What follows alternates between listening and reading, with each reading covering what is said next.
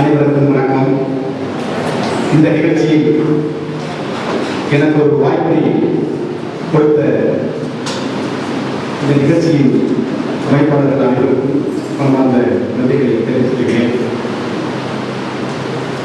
இதற்கு முன்பாக நமக்கெல்லாம் ஒரு உலகத்தரமான ஒரு நடனத்தை இங்கே ஆகிய நம்முடைய நட்புக்கு லட்சுமி அவர்களுக்கு வாழ்த்துக்களையும் பாராட்டுகளையும் தெரிவித்துக் கொள்வோடு அவர்களுக்கு ஒரு உற்சாகத்தை கொடுப்பதற்கு நாம் அனைவரும் ஒரு கரவசம் கொடுப்பார்கள்.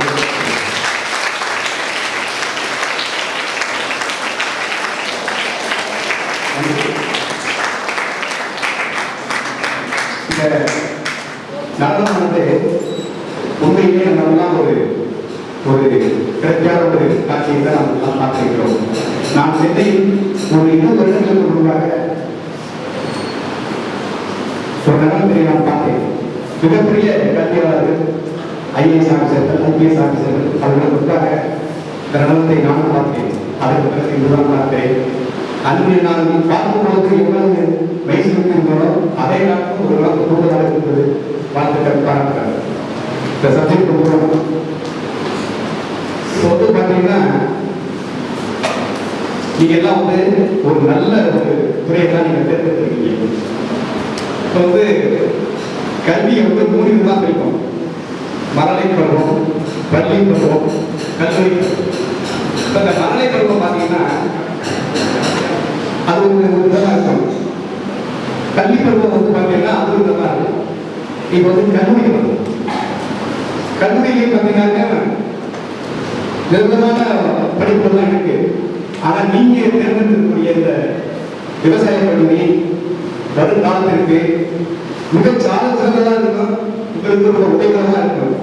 எனக்கு முன்னாடி நீங்க உணர்ந்தீங்கல்ல, எனக்கு பார்க்க போகும்போது இந்த தேர்வுக்குள்ள ஒரு அரசு அங்கீகாரம் தெரிஞ்சிருக்கு. இன்னும் பார்க்கும்போது பார்த்தீங்கன்னா மிகப்பெரிய கல்வியாளராக இருக்கு. நலத்திருக்க முடியாது. மிகப்பெரிய அறிவாளர்கள், மேலைகளாகவும் கண்டிப்பா வர முடியும்.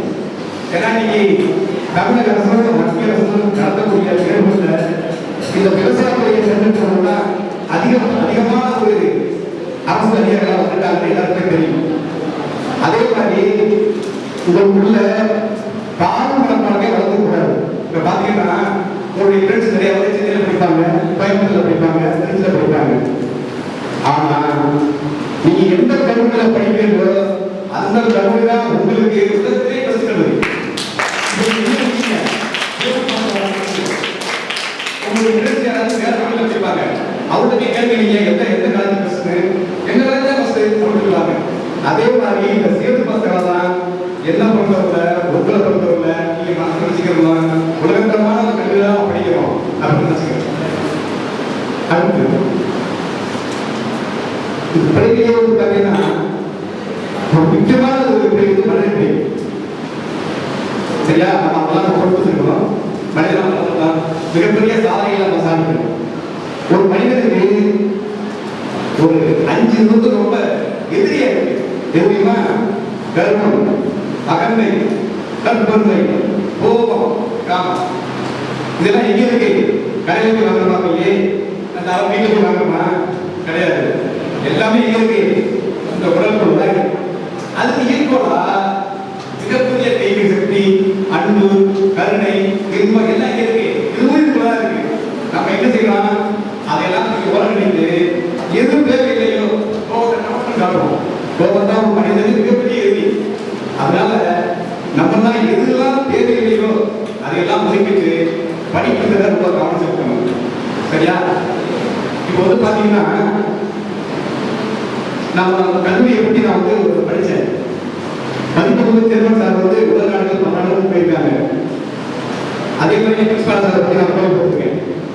நீங்க எல்லாம் பல மாவட்டங்கள் நீங்க வந்திருக்கீங்க. உங்க கோர்ஸ் 4 நீங்க எல்லாம் ஃபர்ஸ்ட் இயரா படிக்கிறதா பார்த்துருக்கீங்களா? அப்போ நீங்க எப்படி சார் இருக்கீங்க? ஏன்னா ஃபர்ஸ்ட் இயர் முடிச்சுட்டு ஃபர்ஸ்ட் கிளாஸ் என்ன செஞ்சீங்க அப்படின்னு ஒன்றே தெரியாம பார்த்துருக்கீங்க.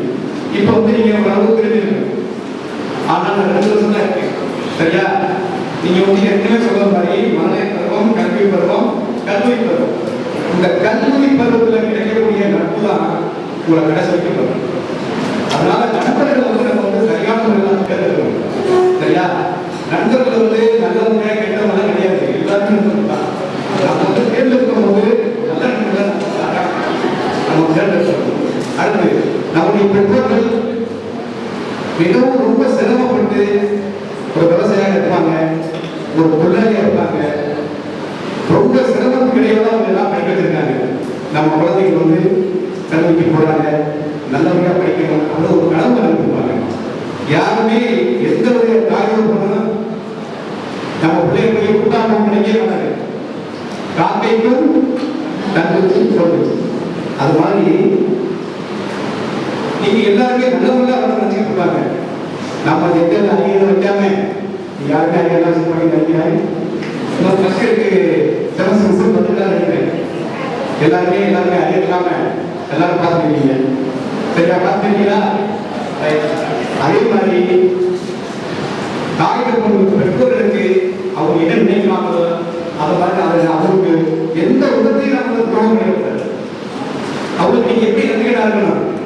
நல்ல முறையா படிக்கணும், படிச்சு கல்லூரியில தேர்வு செஞ்சு ஏற்கனவே சொல்ற மாதிரி ஒரு அரசு அலுவலராகவோ, ஒரு கல்லூரி ஒரு லெக்சரராகவோ, ஒரு தொழில் நிறுவனராகவோ வரணும். இதை நீங்க லட்சியமா வச்சுக்கிட்டு நீங்க எடுத்துக்க முறையில நல்ல நம்ம எடுத்துக்க வந்து சத்தியம் பண்ணணும். நம்ம நல்லபடியா நாம சந்திக்கணும், நல்லபடியா நம்ம பாஸ் பண்ணணும், ஒரு அலுவலராக போகணும். அவங்க நன்றிப்போடு நீங்க எல்லாம் படிக்க வாய்களை எதுவுமே நீங்க வெற்றியாளர்களுடைய நன்றி. வணக்கம்.